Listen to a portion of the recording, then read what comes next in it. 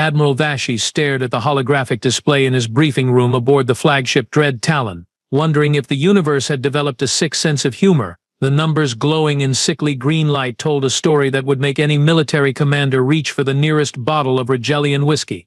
12,437, he muttered, his four eyes blinking in sequence. 12,000 out of 50,000. General Krafnog shifted his massive bulk in the reinforced chair, causing it to emit a series of concerning creaks. Sir, with respect, those numbers are, well, they are what they are. His mandibles clicked together in what passed for frustration among his species. The Skreath horde has proven more resilient than our initial intelligence suggested. More resilient?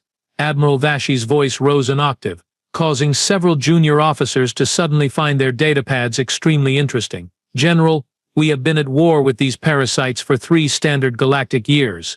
3 years. Our kill quota was set at a very reasonable 50,000 enemy combatants, and we have managed to eliminate less than a quarter of that number. Commander Tom Malley, ever the diplomat, cleared his throat politely.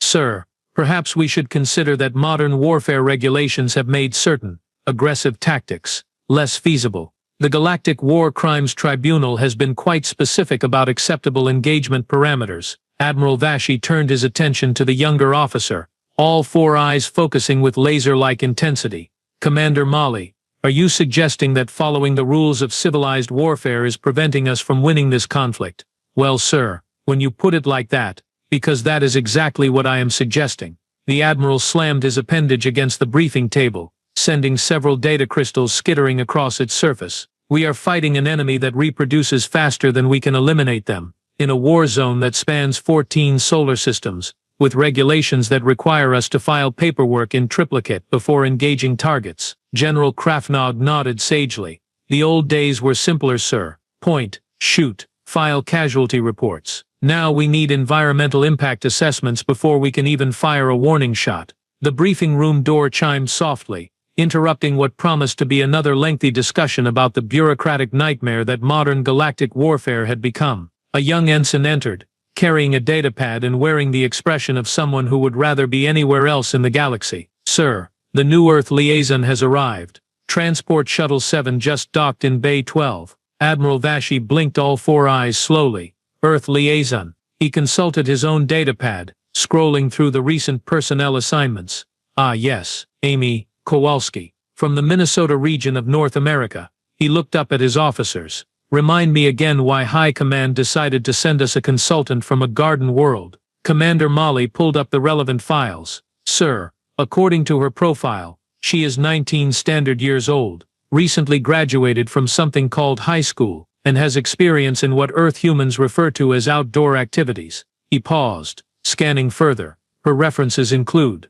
deer hunting, ice fishing, and competitive target shooting. Target shooting, General Krafnog repeated slowly. Against what targets? The file does not specify, sir. It simply notes that she achieved something called varsity-level proficiency. Admiral Vashey felt a headache developing behind his primary eyes. So, High Command has decided that our 3-year military stalemate can be resolved by a juvenile from a planet where the most dangerous predator is apparently something called a bear, and her primary qualification is recreational target practice. There is also a note here about her completing something called Hunter Safety Course. Commander Malley added helpfully. She received perfect marks. Hunter safety, the Admiral repeated flatly. Because clearly what we need in a galactic war zone is someone who knows how to safely hunt the local wildlife of a peaceful agricultural world. The ensign coughed politely. Sir, should I escort the liaison to her quarters, or would you prefer to meet with her immediately? Admiral Vashey glanced at his chronometer.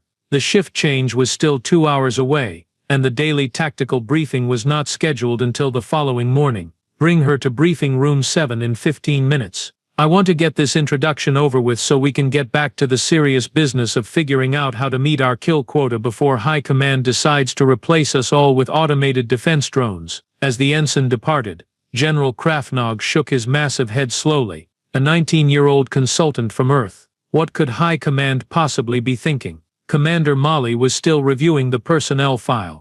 Perhaps they believed that a fresh perspective from outside the military establishment might provide insights we have overlooked. Or Admiral Vashey said grimly, they have given up on this campaign entirely, and are simply sending us random personnel to keep us busy until they officially declare this conflict unwinnable." The three officers sat in contemplative silence, each lost in their own thoughts about the impossible task ahead of them. 50,000 confirmed kills. It seemed as likely as achieving faster-than-light travel without a hyperdrive. Outside the briefing room windows, the Dread Talon continued its patrol through the contested Nebula Sector 7, where Screeth forces had been conducting hit-and-run attacks for the better part of 6 months. In a few minutes, they would meet the young human who was supposed to help them solve their quota problem. None of them could have predicted just how quickly that problem was about to be resolved. 15 minutes later, Admiral Vashi found himself questioning every decision that had led him to a career in military service. Standing in Briefing Room 7 was quite possibly the least intimidating being he had ever encountered in his 43 years of galactic warfare. Amy Kowalski was small, not just human small, but genuinely tiny by galactic standards, barely reaching Commander Molly's midsection. She carried a single duffel bag that looked like it had seen better decades, wore what appeared to be civilian clothing, and was currently examining the briefing room's tactical display with the casual interest of someone browsing a gift shop. "So," she said, her voice carrying what Commander Molly's cultural database identified as a Midwestern American accent, "this is the war room, huh? Neat. That hologram thingy is way cooler than the recruitment videos made it look." General Krafnog leaned over to Admiral Vashi and whispered, "Sir, are we certain this is not someone's offspring who wandered onto the transport by mistake?" Amy apparently had excellent hearing. "Oh no, sir. I am definitely supposed to be here." Amy Kowalski, outdoor recreation specialist and military consultant. She extended her hand toward the general, who stared at it with the confusion of someone encountering an alien greeting ritual. "You shake it," she explained patiently. "It is a human thing." Commander Molly stepped forward, activating his most diplomatic smile. "Miss Kowalski, welcome aboard the Dread Talon. I am Commander Tom Molly, and I will be conducting your orientation tour. I trust your journey was adequate." "Oh, it was great. First time in space, actually. The view is amazing, though I gotta say, your shuttle pilot seemed really nervous about something. Kept muttering about weapon signatures and hostile contacts. Are we in some kind of danger zone?" The three officers exchanged glances. They were currently patrolling the most contested region of the war zone, where Screeth raiding parties had been conducting near-daily attacks for months. "Well," Commander Molly said carefully, "we are in an active combat area, but our shields and defensive systems are quite robust. Nothing for you to worry about." Amy nodded thoughtfully. "Cool. So what kind of weapons does this ship have? I mean, for educational purposes. Back home I always liked knowing what I was working with." Admiral Vashi felt his headache intensifying. "Miss Kowalski, perhaps we should begin with a tour of the civilian areas. The mess hall, recreation facilities, your quarters." "Oh sure, that sounds good. But could we maybe swing by the weapons systems too? I am just curious about the tech. We use mostly chemical projectiles back home. But I heard you folks have energy weapons and stuff. That must be pretty neat for hunting." General Krafnog made a sound that was half cough, half choking. "Hunting? Well yeah, I mean you are hunting the bad guys, right? Same principle, different targets." Commander Molly's diplomatic training kicked into overdrive. "Miss Kowalski, I think there may be some cultural differences in how we approach military operations versus Earth's recreational activities." Amy shrugged. "Probably. But hunting is hunting. Track the target, identify the threat, neutralize it cleanly. The equipment might be fancier, but the basics are the same." The tour that followed was unlike anything Commander Molly had experienced in his 20 years of service. Amy asked questions, lots of questions. The kind of questions that made security officers nervous and weapons specialists reach for their sidearms. What is the maximum effective range of those plasma cannons? How many rounds per minute do your defensive turrets fire? That targeting system looks pretty sophisticated. Does it account for target movement and environmental factors? Are those missile tubes? How big of a boom do those make? By the time they reached the quartermaster's office, Quartermaster A was already looking harried from the advance warning he had received about their new consultant. "Miss Kowalski," Commander Molly said, "Quartermaster A will handle your supply requisitions and equipment assignments." Amy smiled brightly at the quartermaster, who was a member of a species that resembled an oversized turtle with anxiety issues. "Hi there. I was wondering, do you folks keep spare ammunition around? Not that I am planning anything specific, Just like to know what is available in case things get interesting. Quartermaster A's head retreated slightly into his shell. Spare ammunition? For what purpose exactly? Oh, you know, general purpose use. Back home we always keep extra rounds on hand during hunting season. You never know when you might need them. Hunting season, the quartermaster repeated weakly. Yeah, speaking of which, when do you folks usually engage these screeth things? I was kind of hoping to see what all the fuss is about. The briefing materials made them sound pretty dangerous, but honestly, most things do until you actually see them in action. Commander Molly felt his diplomatic composure beginning to crack. Miss Kowalski, the screeth are not. They are a highly aggressive species with advanced military technology and a tendency toward extreme violence. They are not comparable to Earth wildlife. Amy nodded seriously. Oh, I get that. They are probably way smarter than deer, but the basic approach should still apply. Right. Find them, line up your shot, make sure it counts. It is considerably more complex than that. Well, sure, everything is more complex until you actually do it. Hey, she turned back to the quartermaster. About those quarters, could I maybe get something near the weapons bay? I like to be close to the equipment in case I need to grab something quickly. Quartermaster A looked to Commander Molly for guidance. Commander Molly looked to his datapad as if it might contain instructions for dealing with enthusiastic human teenagers who spoke about galactic warfare like weekend camping trips. I suppose that could be arranged, he said finally. Though I should mention that the weapons bay can be quite noisy during combat operations. Amy grinned. Oh, that is perfect. Back home I sleep right through deer season. The sound of gunfire is practically a lullaby. As they continued the tour, each member of the crew they encountered had the same reaction: confusion, concern, and a growing certainty that High Command had finally lost what remained of their collective minds. Amy, meanwhile, continued asking questions, making observations, and treating the most advanced warship in the Galactic Fleet like an interesting new playground. None of them realized they were about to witness the shortest war in galactic history. By Friday evening, Amy had been aboard the Dread Talon for exactly 43 hours, and the crew was already developing what the ship's medical officer diagnosed as collective anxiety syndrome. She had spent most of Thursday asking questions that made security personnel nervous, and Friday morning studying tactical displays with the enthusiasm of someone planning a vacation. Sir, Commander Molly approached Admiral Vashi on the bridge, wearing the expression of someone about to deliver news that would require strong medication to process. The Earth liaison has volunteered for tonight's routine patrol in Nebula Sector 7. Admiral Vashi looked up from his command station, where he had been reviewing casualty reports that made for depressing reading. She volunteered for patrol duty. Commander, she has been here less than 2 days, has no combat experience, and her species classification lists humans as generally peaceful with minor territorial tendencies. Yes, sir. I explained all of that to her.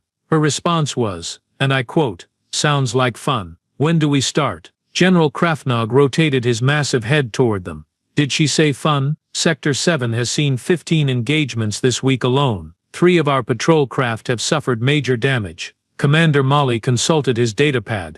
I also informed her of the recent combat activity. She seemed excited by the prospect. Excited, Admiral Vashi repeated slowly. She was excited about entering a combat zone where experienced pilots have been struggling to survive. Sir, her exact words were, finally, some action. I was starting to think you folks just talked about this war without actually doing anything about it. The bridge fell silent, except for the gentle hum of the ship's systems, and the quiet sobbing of a junior communications officer who had been monitoring screeth chatter all week. Very well, Admiral Vashi said finally. Assign her a standard fighter craft and a full escort wing. I want 6 experienced pilots keeping her alive out there. Sir, she specifically requested to fly alone. Said she works better solo and that escorts would just get in the way. Admiral Vashi felt something that might have been the beginning of a stroke. Commander Molly explained to Ms. Kowalski that military operations require coordination, teamwork, and adherence to established protocols.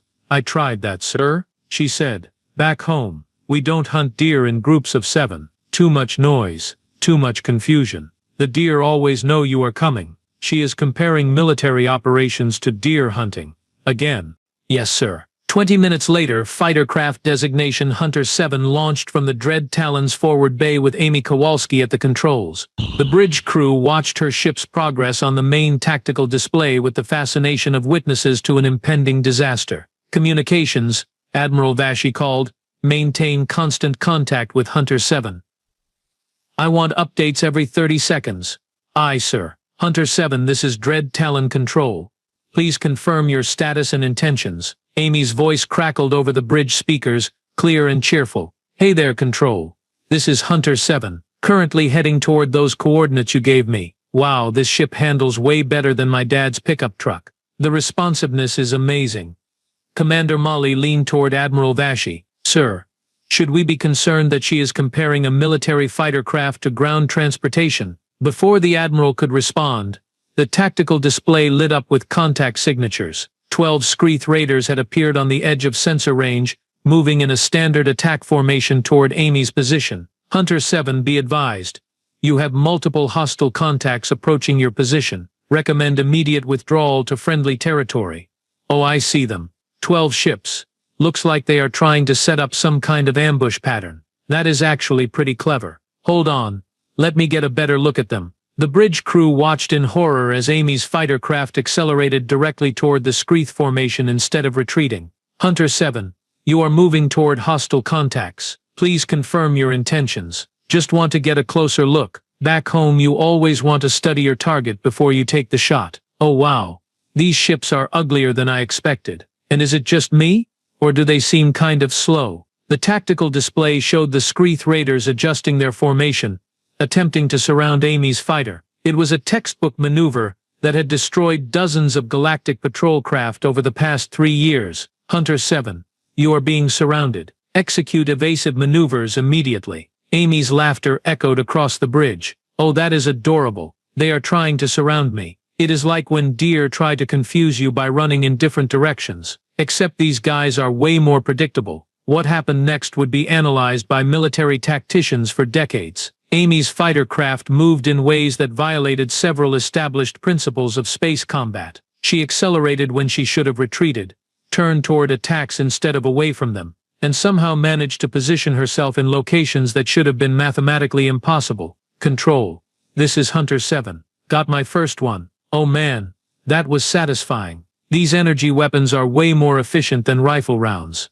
The tactical display showed one Screeth Raider blinking out of existence. Hunter 7, please report your status and current engagement parameters. Status is great. Currently engaged with 11 more targets. They seem really upset about their friend. Oh, there goes another one. You know, for a supposedly advanced species, they really telegraph their attack patterns. Admiral Vashey found himself gripping the armrests of his command chair. Commander Molly, how long has she been in combat? 17 minutes, sir. Over the next 3 hours, the bridge crew listened to what could only be described as a running commentary on practical combat techniques, delivered with the casual enthusiasm of someone explaining a hobby. Okay, that maneuver definitely works better in a vacuum than it would back home. No wind resistance. These guys really need to work on their formation flying. I can predict their movements like 3 seconds before they make them. Oh, that was a nice try. Almost got me with that crossfire pattern. Almost. Control. Do these ships have some kind of automated targeting system? Because if they do, somebody needs to update the software. It is terrible. By the time Amy returned to the Dread Talon, her fighter craft was covered in debris and energy scoring that told the story of combat engagement beyond anything the crew had previously witnessed. She docked with the casual precision of someone parking at a grocery store. The post-flight report made Admiral Vashey seriously consider retiring. Sir, Commander Molly said, his voice barely steady. Hunter 7 reports 847 confirmed kills during a 6-hour patrol operation. The computer has verified these numbers 3 times. Admiral Vashey stared at the report. In 6 hours, this 19-year-old human had eliminated more enemy combatants than his entire fleet had managed in the previous 4 months. Commander Molly, bring Miss Kowalski to my ready room. I need an explanation for what just happened out there. Sir, she has requested permission to refuel and conduct a second patrol tonight. She says, and I quote, the night shift is just getting started, and I am pretty sure I saw more of them heading this way. Admiral Vashey looked at the tactical display, then at the casualty report, then back at the display. Somewhere in the distance, he could hear Amy's voice over the communications system, cheerfully discussing fuel efficiency and ammunition resupply with the deck crew. 847 confirmed kills. On her first day. Sir, Commander Molly prompted. Get me that explanation, Commander, because right now, I am starting to think High Command knows something about humans that they forgot to mention in the briefing materials. Saturday morning arrived with the kind of serene quietness that usually preceded galactic disasters. Admiral Vashey had spent most of the night reviewing Amy's after-action report, which read less like a military document and more like a teenager's diary entry about an exciting weekend activity. The energy weapons are super responsive, she had written. Way better than the old hunting rifles back home. The targeting system is almost like cheating, but in a good way. The enemy ships are pretty fragile though. I expected more of a challenge from a species that has been giving you folks trouble for 3 years. The Admiral was still processing this assessment when Commander Molly approached his ready room with the expression of someone who had given up all hope of understanding the universe. Sir, Ms. Kowalski is requesting a meeting about today's mission parameters. Mission parameters, Admiral Vashey repeated. Commander, yesterday she eliminated nearly 1,000 enemy combatants on what was supposed to be a routine patrol. What exactly does she consider appropriate for a Saturday? That is what concerns me, sir. 5 minutes later, Amy bounced into the ready room with the enthusiasm of someone about to request permission for a particularly exciting field trip. She had apparently spent the morning studying the ship's tactical database, based on the datapad she carried, and the slightly manic gleam in her eyes. Good morning, Admiral. Great ship you have here. I spent some time last night reading about the weapons systems, and I have to say, you folks have some seriously impressive firepower. Admiral Vashey gestured for her to sit, though she seemed too energetic to remain still for long. Miss Kowalski, your performance yesterday was unprecedented. However, I hope you understand that such engagements are typically planned operations involving multiple ships and extensive coordination. Amy nodded enthusiastically. Oh, absolutely. That is why I wanted to talk to you about today. See, that little skirmish yesterday was fun and all, but I noticed something in your database that caught my attention. And what might that be? Amy consulted her datapad with the air of someone about to share exciting news. Well, according to your intelligence files, you folks have been trying to locate the primary Screeth command base for over 2 years. Turns out, the coordinates are right there in your navigation system. Sector 12 Alpha 7. Big installation, lots of ships, probably their main headquarters. Commander Molly felt his blood pressure spiking. Miss Kowalski, that facility is heavily fortified and defended by what our intelligence estimates suggest is their entire remaining fleet. It would require a full battle group to assault successfully. Oh, I am sure it would be challenging for a traditional approach, Amy agreed cheerfully. But I was thinking more of a reconnaissance mission. You know, pop over, take a look around, see what all the fuss is about. Admiral Vashey leaned forward slowly. Miss Kowalski, when you say pop over, are you referring to a long-range observation mission with appropriate stealth protocols? Well, not exactly. I was hoping to borrow one of those bomber ships, the ones with the really big guns. Figure if I am going to introduce myself to the neighbors, I should bring something with a little more punch than yesterday's fighter. The ready room fell silent, except for the sound of Commander Molly quietly hyperventilating. Miss Kowalski, Admiral Vashey said carefully, those bomber-class vessels require a 3-person crew minimum. They are designed for coordinated assault operations, not individual reconnaissance. Amy waved dismissively. Back home, I drive my dad's combine harvester during wheat season. It is way more complicated than a spaceship, and I manage that just fine solo. How hard can it be? 2 hours later, bomber designation Thunder 3 launched from the Dread Talon with Amy at the controls and a crew manifest that listed her as pilot, navigator, weapons officer, and communications specialist. The bridge crew watched her departure with the fascination of astronomers, observing a particularly spectacular supernova. Sir Moron, the navigation officer reported. Thunder 3 is on course for Sector 12 Alpha 7. Estimated arrival time is 1400 hours. Maintain continuous monitoring, Admiral Vashey ordered. I want to know everything that happens out there. For the first hour, Amy's progress reports were typically cheerful and detailed. Control, this is Thunder 3. Navigation systems are working great. This ship handles like a dream compared to the fighter. Way more room, way more weapons. I can see why you folks like these things. Thunder 3, please maintain communication protocols and report any contact with hostile forces immediately. Will do, Control. Oh, and just so you know, I found the coffee maker. This is going to be a good day.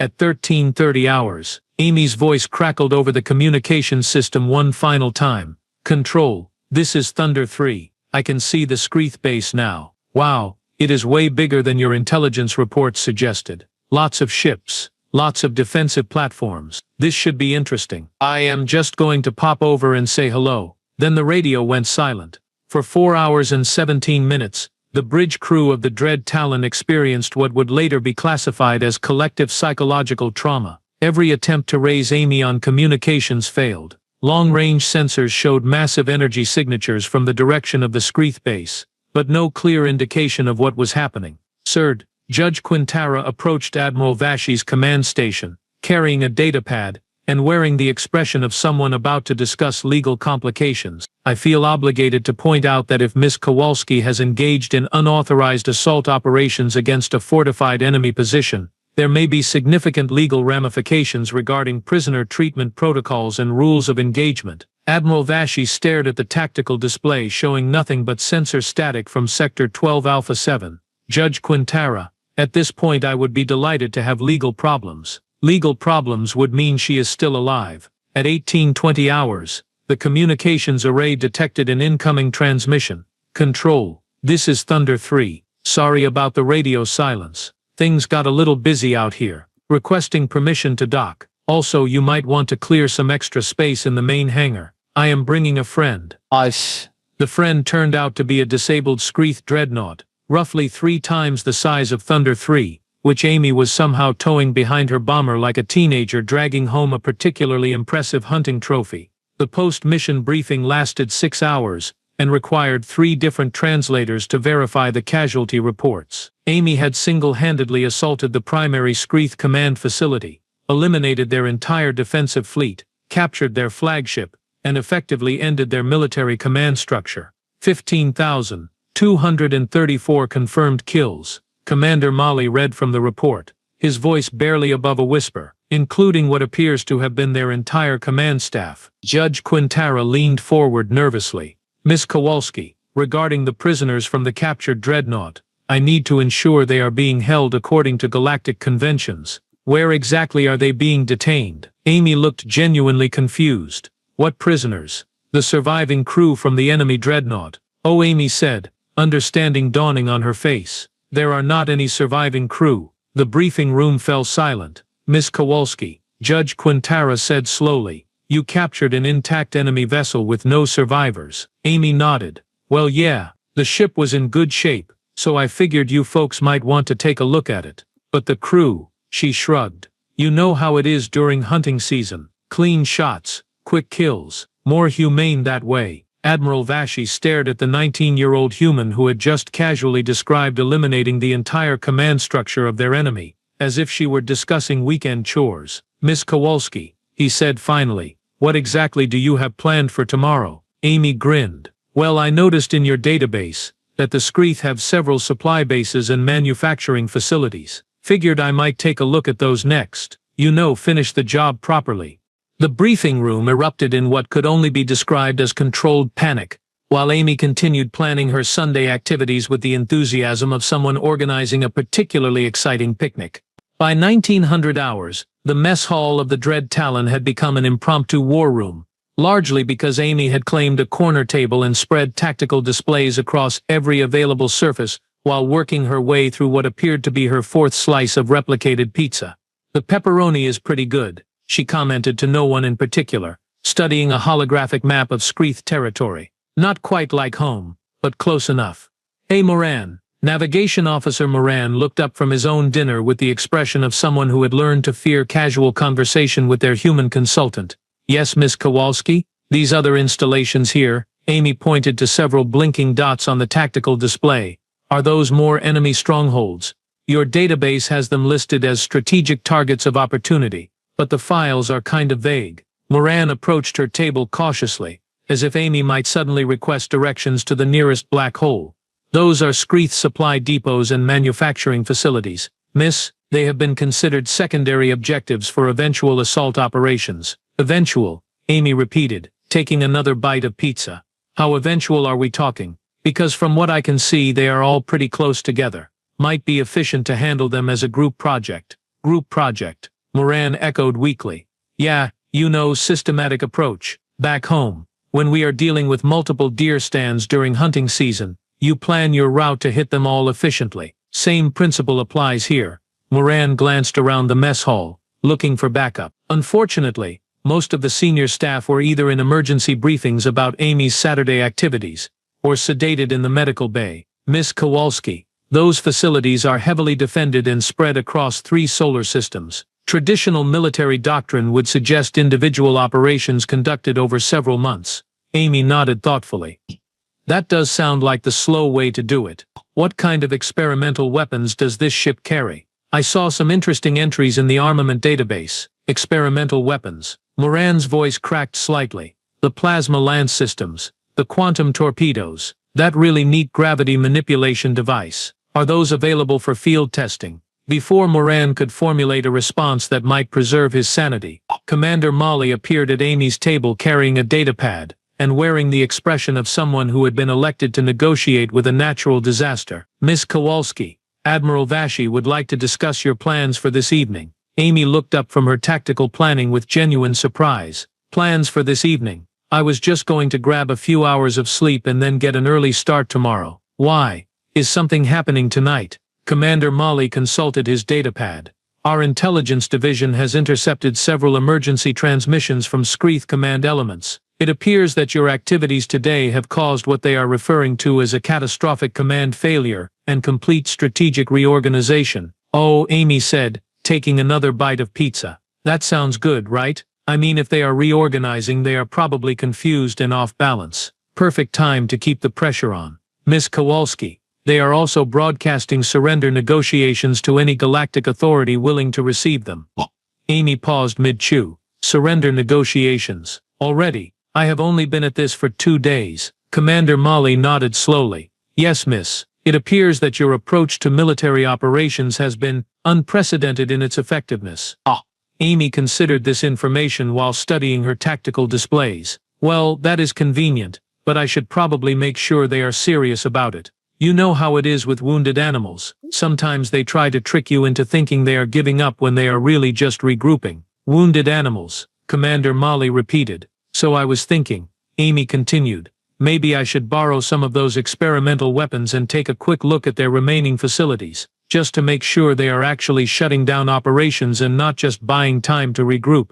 How were you planning to conduct this inspection? Amy gestured to her tactical display. Well, I noticed you have 3 fighter craft equipped with those new plasma lance systems. If I take all 3 and fly them in formation, I should be able to cover a lot more ground efficiently. Commander Molly felt his diplomatic training completely abandon him. Miss Kowalski, you want to pilot 3 fighter craft simultaneously? Sure. It is like driving a combine harvester with the header attachment. More controls to manage, but nothing too complicated once you get the hang of it. 2 hours later, the bridge crew of the Dread Talon watched in horrified fascination as 3 fighter craft launched in perfect formation, all piloted by the same person through what Amy had cheerfully described as remote drone technology, but manual. Sir, Morden, the communications officer reported. I am receiving multiple distress signals from Screeth facilities across 3 sectors. They appear to be under coordinated assault. Admiral Vashi slumped in his command chair. Coordinated assault. By one person. Flying 3 ships. Yes, sir. Also, the surrender transmissions are becoming increasingly frantic. They are offering unconditional surrenders, territory concessions, and what appears to be their entire remaining fleet. On the main tactical display, 3 blinking dots move through Screeth space with the methodical precision of someone following a carefully planned route. Each facility they approached went dark within minutes of contact. Control, this is Hunter formation. Amy's voice crackled over the speakers, somehow managing to sound casual despite coordinating a 3-ship assault. Making good progress on the supply chain inspection. These facilities are not as well defended as advertised. Also, I found some really interesting technology in their manufacturing plants. You folks are going to want to take a look at this stuff. Hunter formation, please report current status and casualty estimates. Status is excellent. All 3 ships operating perfectly. As for casualties, there was a pause while Amy apparently consulted her instruments. Current count is sitting at about 28,000 total since Friday night. Not bad for a weekend project. Admiral Vashi stared at the casualty report that Commander Molly had just handed him. In less than 48 hours, Amy Kowalski had eliminated more enemy combatants than the entire galactic military had managed in 3 years of warfare. "Sir," Morton called out, "I am receiving an official surrender document from the Screeth High Command. They are offering immediate cessation of hostilities and complete withdrawal from all contested territories. Hunter formation. This is Control. We are receiving surrender offers from enemy command. What is your assessment of their sincerity?" Amy's response came after another brief pause. "Well, they just abandoned their last 3 supply depots without firing a shot. Either they are really committed to this surrender thing, or they are completely out of fight. Either way, I think we can call this mission accomplished." Youth. Quarry. Hunter formation. Return to base immediately. Mission status complete. Copy that. Control. Heading home. Oh, and you might want to prepare some extra storage space. I collected quite a bit of intelligence material, and there are several intact enemy vessels that might be useful for analysis. As Amy's formation began its return journey, Admiral Vashi found himself staring at reports that defied every principle of military science he had learned in his 43 years of service. "Commander Mali," he said finally, "send a message to High Command. Inform them that the Screeth conflict has been resolved. What should I list as the duration of final operations, sir?" Admiral Vashi looked at his chronometer. 47 hours and 36 minutes. And the primary factor in achieving victory. The Admiral watched Amy's ships approaching the Dread Talon on the tactical display, while Morton continued relaying increasingly desperate surrender offers from the remaining Screeth forces. One extremely enthusiastic teenager from Minnesota. Sunday morning arrived with what Admiral Vashi would later describe in his official report as an ominous sense of impending completion. Amy had spent most of Saturday night in the intelligence analysis bay, reviewing the captured data from the Screeth facilities with the focused intensity of a student cramming for final exams. At 0600 hours, she appeared on the bridge carrying a cup of coffee and a datapad filled with what appeared to be very concerning information. "Good morning, everyone," she announced cheerfully, to the skeleton crew manning the early shift. "Beautiful day for flying, don't you think?" Lieutenant Commander Yex, who had drawn the unfortunate assignment of bridge duty, managed a weak smile. "Good morning, Miss Kowalski. I trust you slept well?" "Oh, I got a few hours. Spent most of the night going through all that intelligence data from yesterday. Really fascinating stuff. Did you know the Screeth have been planning a complete evacuation of this sector?" Lieutenant Commander Yex felt his coffee cup slip from his suddenly nerveless fingers. "Evacuation?" Amy consulted her datapad with the enthusiasm of someone sharing exciting gossip. "Yeah, apparently my little weekend activities have convinced them that continued military operations in this area are, quote, strategically untenable and tactically suicidal, end quote. They are planning to withdraw their entire remaining fleet to the Outer Rim territories." That sounds like good news?" Amy's expression shifted to something that might have been annoyance. "Well, it would be, except they are planning to do it without actually surrendering. More like just running away. Which is just rude if you ask me." "Rude? I mean, I have been very thorough about introducing myself and explaining the situation. The polite thing would be to surrender properly, not just sneak off in the middle of the night like teenagers avoiding chores." Lieutenant Commander Yex reached for his communications console with the slow, deliberate movements of someone calling for backup. "Perhaps I should notify Admiral Vashi." "Oh, no need to wake him up. I have already figured out how to handle this." Amy's cheerful tone had acquired a slightly predatory edge that made the lieutenant commander's survival instincts start screaming. "According to the intelligence reports, their evacuation fleet is assembling in Sector 15 Delta. Big convoy, lots of ships, probably their entire remaining military assets. Miss Kowalski, if they are evacuating, perhaps we should allow them to leave peacefully. The conflict appears to be essentially over." Amy looked at him with the patient expression of someone explaining something obvious to a small child. "But they have not actually surrendered yet, and back home if you owned an animal during hunting season, you have an ethical obligation to finish the job. It is more humane that way." "More humane, plus," Amy continued, warming to her subject, "if we let them escape, they might just regroup somewhere else and become someone else's problem. Better to be thorough now and avoid complications later." Before Lieutenant Commander Yex could formulate a response that might preserve either his sanity or his career, Amy was already heading toward the hangar bay. "I am going to borrow your fighter squadron. Should not take too long." 30 minutes later, Admiral Vashi arrived on the bridge to find his crew in a state of collective panic and 12 fighter craft missing from the hangar bay. "Where?" he asked with the careful control of someone teetering on the edge of a complete breakdown. "Is Miss Kowalski?" "Sir," Lieutenant Commander Yex reported. "She has commandeered the entire fighter squadron and launched a solo pursuit operation against the evacuating Skreath fleet." Solo pursuit of 12 fighter craft against an entire enemy armada. "Yes, sir." She said it was a matter of ethical hunting practices. Admiral Vashi slumped into his command chair and gestured weakly toward the communications station. "Put me through to whatever frequency she is using." "Control, this is Hunter Squadron."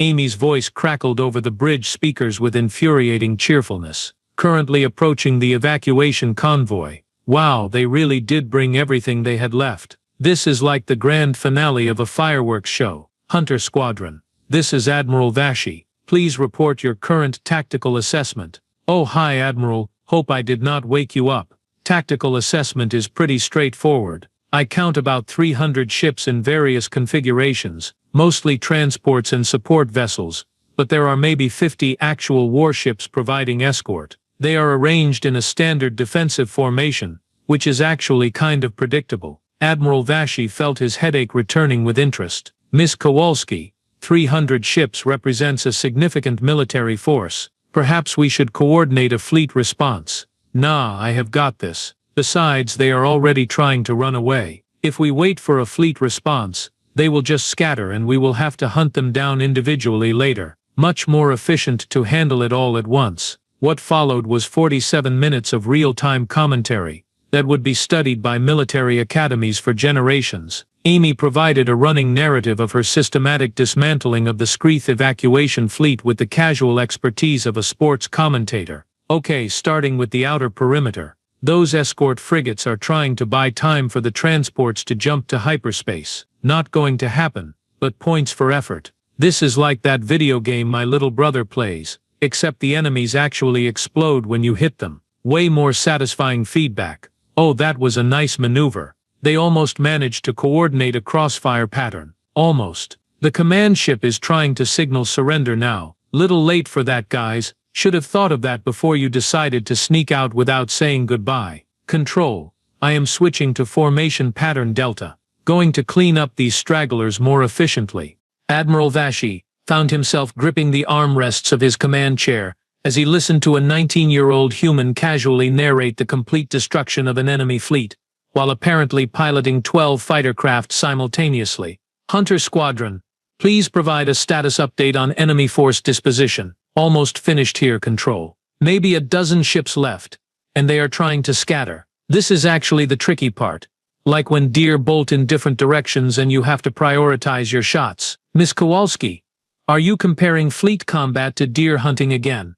"Well, yeah, same basic principles. Track your targets, lead your shots, make sure you account for their evasive patterns. The main difference is the three-dimensional aspect. But once you get used to that, it is pretty straightforward." 20 minutes later, Amy's voice returned to the communications channel with the satisfied tone of someone who had just completed a particularly successful day at the office. "Control. This is Hunter Squadron. Mission complete. All evacuation fleet elements have been neutralized. Final casualty count for the weekend is 52,847 confirmed kills. Oh, and I collected some really interesting technology samples. You folks are going to love the engine modifications on their command ship." Admiral Vashi stared at the tactical display, which now showed empty space where the Skreath evacuation fleet had been just an hour earlier. "Hunter Squadron. Return to base. Mission status, accomplished. Copy that, Control. Heading home. You know, this was a really fun weekend. I should probably call my folks and let them know how the new job is going. They are going to be so proud." As Amy's fighter squadron began its return journey, Admiral Vashi found himself contemplating a career change. Somewhere quiet, somewhere peaceful, somewhere very, very far from humans. "Sir?" Commander Mali approached his command station. "What should I include in the official report to High Command?" Admiral Vashi looked at the casualty numbers, the mission duration, and the complete absence of enemy forces in what had been a contested war zone just 72 hours earlier. "Commander Mali, send a priority message to High Command. The Screeth conflict has been resolved. Total mission duration 1 weekend. Recommend immediate reclassification of Earth from Garden World to whatever classification means. Never ever make these people angry. Sunday evening found Amy in the mess hall, working her way through what appeared to be a celebration dinner, while the rest of the crew moved around her with the shell-shocked expressions of survivors processing a natural disaster. "Hey, Quartermaster A," she called out cheerfully, as the turtle-like being attempted to sneak past her table. "Do you folks have laundry facilities on this ship? I got some pretty serious stains on my flight suit this weekend, and I want to get them out before they set." Quartermaster A's head retreated deeper into his shell. "Laundry facilities. Yes, miss. Deck 7. Section 12. Awesome. Thanks. Oh, and is there some kind of recreational area? I might want to work out later. All that sitting in fighter cockpits has made me a little stiff. Recreation. Deck 9. Amy nodded happily, and returned to her dinner, apparently oblivious to the fact that the mess hall had gone completely silent, except for the quiet sobbing of a junior engineering officer who had been monitoring battle damage reports all weekend. Admiral Vashey approached her table with the careful movements of someone approaching an unexploded ordnance. "Miss Kowalski, might I join you for a moment?" "Of course, please, sit down. How has your weekend been?" The question was so genuinely innocent that Admiral Vashey felt something inside his mind quietly snap. "Miss Kowalski, I am trying to understand something about human psychology. What you accomplished this weekend. How do you? What is your frame of reference for this level of combat effectiveness?" Amy paused with her fork halfway to her mouth, considering the question seriously. "Well, back home we call this hunting season. Every fall, my family and most of our neighbors spend weekends in the woods, tracking deer, elk, sometimes bear if you are feeling ambitious. It is pretty much the same skill set, just scaled up a bit. Hunting season," Admiral Vashey repeated slowly. "Yeah, my dad always says that hunting teaches you patience, accuracy, and how to read your environment. Plus, it puts meat on the table and helps control animal populations. Win-win situation." Commander Mali had been eavesdropping from a nearby table and found himself drawn into the conversation despite his better judgment. "Miss Kowalski, are you suggesting that what humans consider recreational activity is comparable to advanced military operations?" Amy shrugged. "I guess so. I mean, the principles are the same. Track your target, understand their behavior patterns, make clean kills, be efficient with your ammunition. The main difference is that space combat is way easier than hunting deer." "Easier?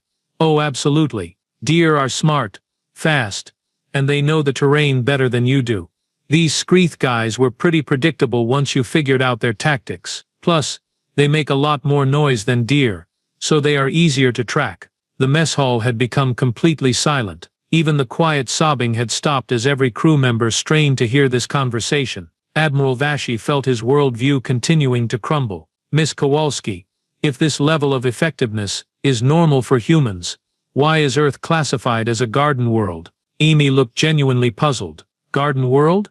I guess that makes sense. We do grow a lot of food. Minnesota has great farmland, and we are pretty good at managing natural resources. But why would that be relevant to military stuff?" Commander Mali consulted his datapad with shaking hands. "Earth's classification is based on observed peaceful tendencies, lack of aggressive expansion, and general compliance with galactic diplomatic protocols. Well, yeah, we are peaceful. We just also happen to be really good at hunting when we need to be." Amy took another bite of dinner. "I mean, it is not like we go around picking fights with people. But if someone threatens our territory or our families," she shrugged. "Well, you saw what happened this weekend." Admiral Vashey looked around the mess hall at his crew, all of whom were staring at Amy with expressions ranging from terror to religious awe. "Miss Kowalski, is your level of combat proficiency typical for humans?" Amy laughed. "Oh, no way. I am just okay at this stuff. You should meet my little sister. She is way better at hunting than I am. Last season, she took down a 12-point buck from 300 yards in a crosswind. One shot. Clean kill. I was so jealous." The silence that followed this statement was broken only by the sound of Commander Mali's datapad hitting the floor. "Your little sister," Admiral Vashey said carefully, "is more effective than you are." "Oh, absolutely. She has been hunting since she was like 8 years old. Natural talent. Perfect instincts. never misses a shot. If you folks ever need someone for really challenging military operations, you should definitely give her a call, though she is only 17, so she might need a permission slip from our parents." Admiral Vashi excused himself from the table and walked directly to his ready room, where he activated the emergency communications channel to Galactic High Command. "This is Admiral Vashi aboard the Dread Talon, requesting immediate priority communication with Admiral Drehorn regarding critical intelligence updates." The holographic display shimmered to life, revealing Admiral Drehorn's stern features. "Admiral Vashi, this communication is highly irregular. What is the nature of your emergency?" "Sir, I am filing an immediate request for reclassification of the planet Earth and its human inhabitants." Admiral Drehorn's expression shifted to concern. "Reclassification? On what grounds?" "Sir, our human consultant has successfully resolved the 3-year Skreath conflict in a single weekend. Total enemy casualties exceed 52,000 confirmed kills. The entire Skreath military infrastructure has been eliminated. That is impressive, but hardly grounds for planetary reclassification." Admiral Vashi took a deep breath. "Sir, she accomplished this while treating the entire operation as what humans refer to as recreational hunting. She has also informed me that her combat effectiveness is below average for her species." The silence on the communication channel stretched for nearly 30 seconds. "Admiral Vashi," Admiral Drehorn said finally, "please repeat that last statement." "Sir, according to Ms. Kowalski, her performance this weekend represents typical human recreational activity, and she considers herself less skilled than her 17-year-old sister." Admiral Drehorn's face had gone very pale. "Admiral, what classification are you requesting?" "Sir, I recommend immediate reclassification from Garden Worlds to do not engage under any circumstances. Also, I am formally requesting reassignment to a desk job somewhere very far from any humans." The communication channel crackled with static as Admiral Drehorn processed this information. "Request approved. Admiral Vashi, both of them." 1 week later, the crew of the Dread Talon had begun to adapt to their new reality with the resilience of survivors learning to live in a post-apocalyptic world. The main briefing room had been converted into what Amy cheerfully called Combat Basics 101, where she patiently explained fundamental tactical concepts to officers who had been conducting military operations for decades. "Now the key thing to remember," Amy said, pointing to a holographic display showing basic targeting principles, "is that you want to lead your target based on their movement patterns. It is just like shooting clay pigeons, except the pigeons are trying to shoot back." General Krafnog raised a massive appendage tentatively. "Miss Kowalski, when you refer to clay pigeons, are these actual avian creatures from your homeworld?" "Oh no, clay pigeons are little discs that get launched into the air for target practice. It is a pretty common weekend activity back home. Great for improving your reflexes and accuracy." Commander Mali made a note on his datapad. "So humans engage in combat training as recreational activity?" "Well, sort of. It is more like fun, family bonding time. My Uncle Jake has this great setup in his backyard with automatic launchers and everything. Last 4th of July, we had a competition to see who could hit the most targets in a row. I think my cousin Billy won with 43 consecutive hits." The briefing room fell silent as the assembled officers processed the concept of humans conducting military training exercises as holiday entertainment. Admiral Vashi, who had been attending these sessions as part of what his medical officer called exposure therapy, cleared his throat. "Miss Kowalski, you mentioned that your sister might be interested in a consulting position. Have you had a chance to prepare that recommendation letter?" Amy brightened considerably. "Oh yes, I sent it off yesterday. Brandon Torres, that is her name. We have different last names because of the divorce anyway. She is really excited about the opportunity. Fair warning though, she is way more competitive than I am, and she gets cranky if she does not get enough sleep." "More competitive," Admiral Vashi repeated weakly. "Yeah, she takes hunting way more seriously than I do. I just do it for fun, but Brandon treats it like a science. She keeps detailed logs of every shot, studies animal behavior patterns, even developed her own modifications for her rifle scope. She is kind of intense about it." Quartermaster A made a sound that might have been whimpering. "Speaking of which," Amy continued, consulting her own datapad, "what is the plan for next weekend? I know the Skreath thing is wrapped up, but I saw some reports about pirate activity in the outer systems. Might be fun to take a look at that situation." The collective intake of breath from the assembled crew was audible throughout the ship. Admiral Vashi stood up slowly, his 4 eyes focusing on Amy with something that might have been respect mixed with primal terror. "Miss Kowalski, I believe the pirate situation is being handled through diplomatic channels." "Diplomatic channels," Amy repeated, sounding slightly disappointed. "Well, that is probably for the best. Diplomacy is important." She paused thoughtfully. "Though if the diplomatic approach does not work out, you know where to find me." After Amy left the briefing room, the senior staff sat in contemplative silence. "Gentlemen," Admiral Vashi said finally, "I believe it is time we seriously consider finding some less dangerous allies." General Krafnog nodded sagely. "Perhaps a species of pacifist philosophers, or sentient plants. Anything," Commander Mali agreed, "that does not consider galactic warfare a weekend hobby." Outside in the corridor, Amy's voice could be heard cheerfully discussing ballistics calculations with a junior engineering officer, while somewhere in the depths of space, the galaxy quietly rearranged itself around the terrifying knowledge that humans existed, and Amy Kowalski was just getting started.